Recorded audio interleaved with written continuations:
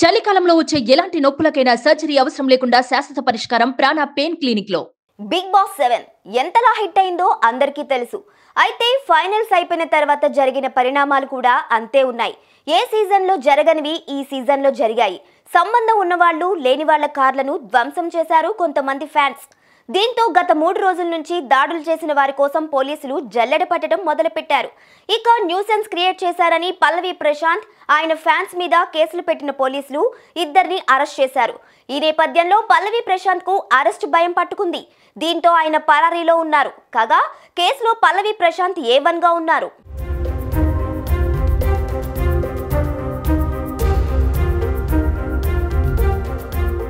Public nuisance కు కారకుడైన big boss season 7 విజేత గొడుగు పల్లవి ప్రశాంత్ కోసం జూబ్లీ హిల్స్ పోలీసులు గాలింపు చేపట్టారు. ప్రస్తుతం ఆయన పరారీలో ఉండటంతో ఫోన్ కూడా స్విచ్ ఆఫ్ లో ఉండటంతో అతడి అనుచరులను అదుపులోకి తీసుకొని విచారిస్తున్నారు పోలీసులు. గజ్వేల్ దగ్గరలోని కొలుగూరు గ్రామానికి చెందిన పల్లవి ప్రశాంత్ ప్రస్తుతం తన ఇంట్లో లేనట్లుగా తెలుస్తోంది.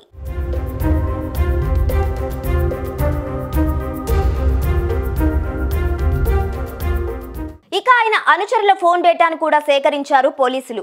కొమరవెల్లి దగ్గరలోని ఓ గ్రామంలో పల్లవి ప్రశాంత్ ఉన్నట్లు గుర్తించారు పోలీసులు. దీంతో బృందాలుగా విడిపోయి అతని కోసం గాలిస్తున్నారు.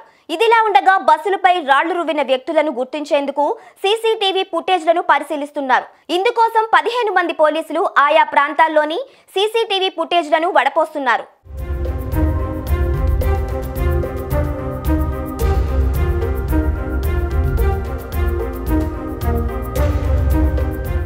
బిగ్ బాస్ 7 ఫైనల్స్ అయిపోయిన తర్వాత అన్నపూర్ణ స్టూడియోస్ ముందు గొడవ జరిగింది.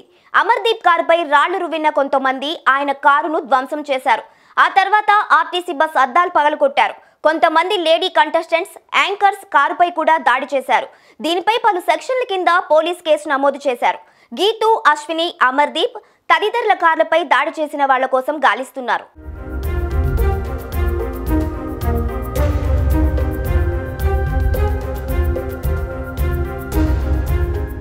ఇక ఫైనల్స్ అయిపోయిన తర్వాత ఉద్రిక్త పరిస్థితులు ఉన్న నేపథ్యంలో ర్యాలీ నిర్వహించొద్దని పోలీసులు చెప్పారు.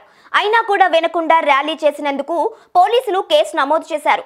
ఈ మేరకు ప్రశాంత్ సోదరుడు, డ్రైవర్ల మీద కూడా కేసు పెట్టారు. పరశురాముల కోసం పోలీసులు ఒక బృందాన్ని స్వగ్రామానికి పంపించారు. కారు డ్రైవర్ సాయి కిరణ్ ను అదుపులోకి తీసుకొని విచారిస్తున్నారు. పల్లవి ప్రశాంత్ కోసం ప్రత్యేకంగా 3 బృందాలను ఏర్పాటు చేశారు.